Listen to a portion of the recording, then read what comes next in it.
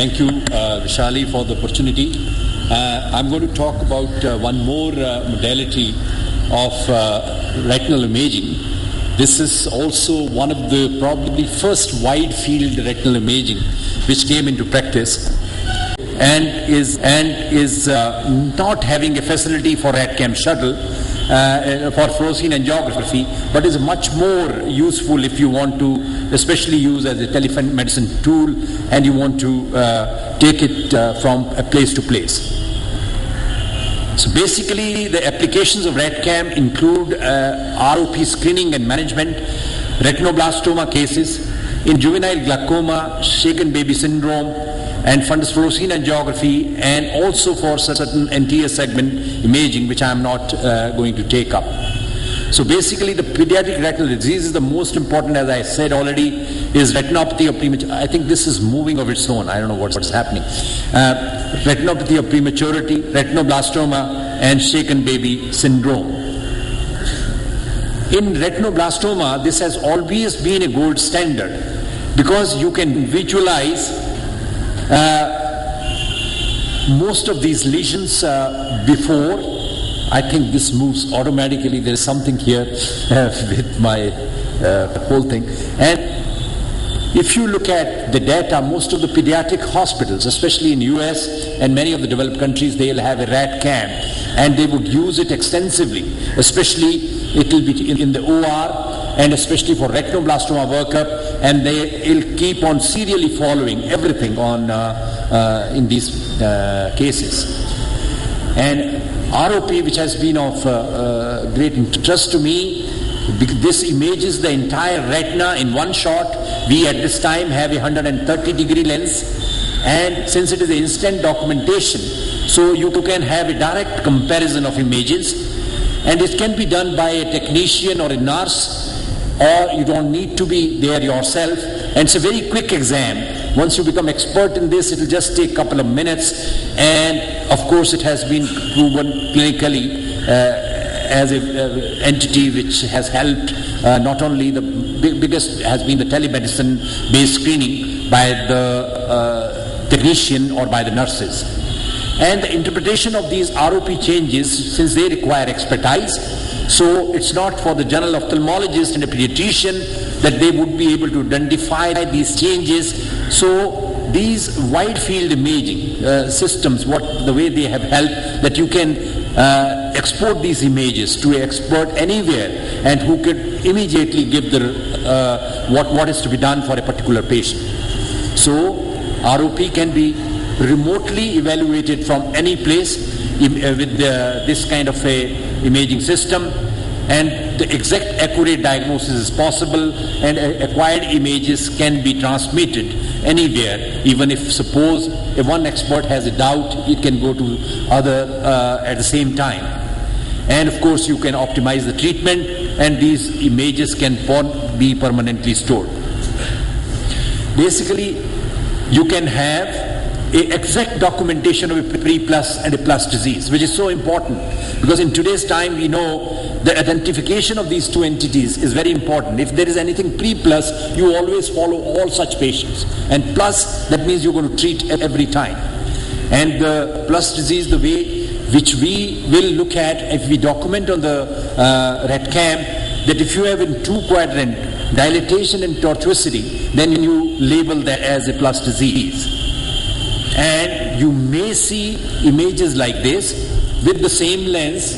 Once you focus anteriorly, you may have tunica vasculosa lentis or the vessels seen. These are with the RADCAM pictures taken by me, and you can see these network of vessels. That means something very serious is going on behind.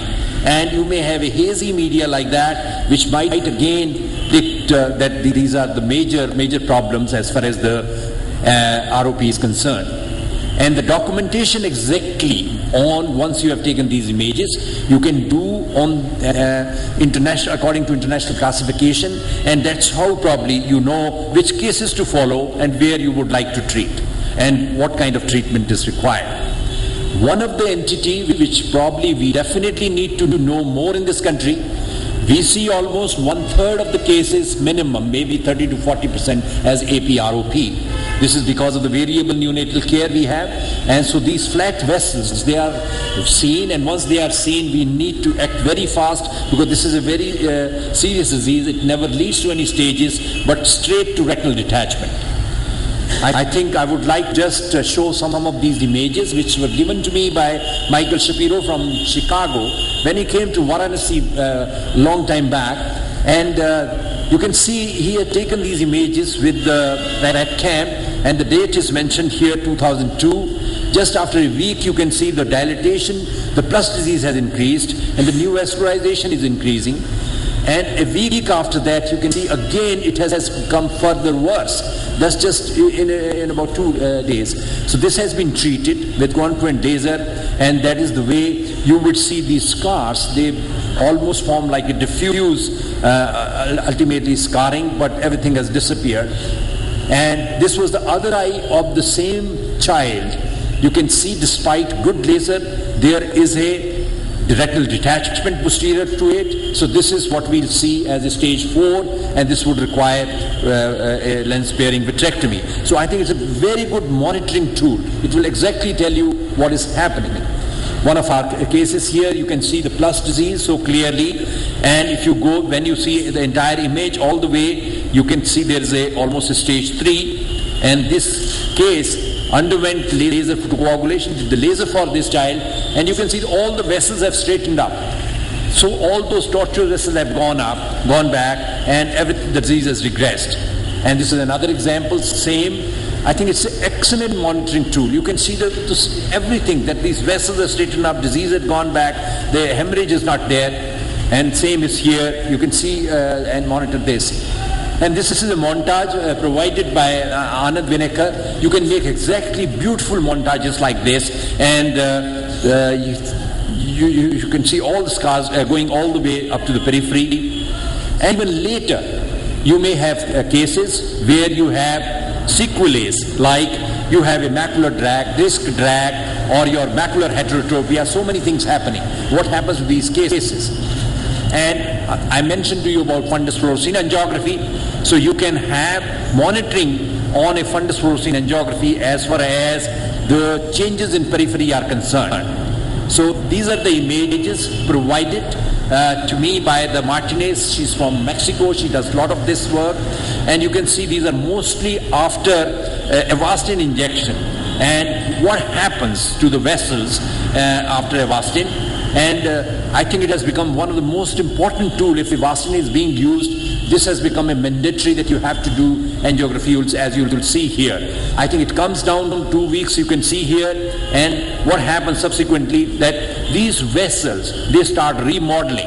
They might even leak. I'm not going into what happens to them, but you can monitor very closely all the changes, the abnormal shunts, the loops, as well as what is happening to these vessels. You can exactly see and keep on monitoring. But the problem is, you will even see them sometimes after 8 months, even they have been reported up to 24 months, the peripheral retina doesn't get vascularized in many of these cases. And you may have a leak like this, which might be seen, but although it is not leaking on the OCT which you see down there, it's not showing any thickening, but you may have some of those things happening. You can also document sometimes these kind of pediatric retinal hemorrhages which you might see. We have these cases, so many of them coming to us, the storage disorders, bilateral, you can see here cherry red spot, and so many of these cases are sent to us by the pediatrician for imaging, like this is a congenital night blindness. I'm not going into all the situations here, so many cases of other problems during childhood. You have sometimes sepsis, you have vasculitis, and so many things are happening, so I'm not going into all the images. So basically the advantages of a wide field RET-CAM imaging is it gives you a very good documentation and the visualization. It's easy to use and it helps you in earlier detection and is a great educational tool. This is the only way you can teach. The problem is, if you don't have a very good dilatation, you may get poor quality images, especially in a very severe disease. So that is what a problem.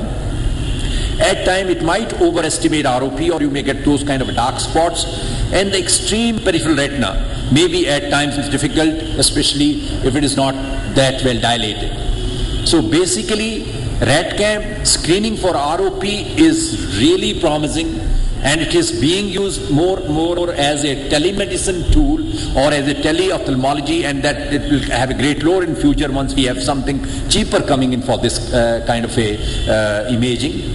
And of course it helps to identify the stage both of ROP and retinoblastoma, and exactly precisely what is planned for treatment for us to do in future. And as I said, follow-up and monitoring of all treated children, especially all these who receive anti-VEGF for ROP, is almost mandatory. You need to do angiography in these cases.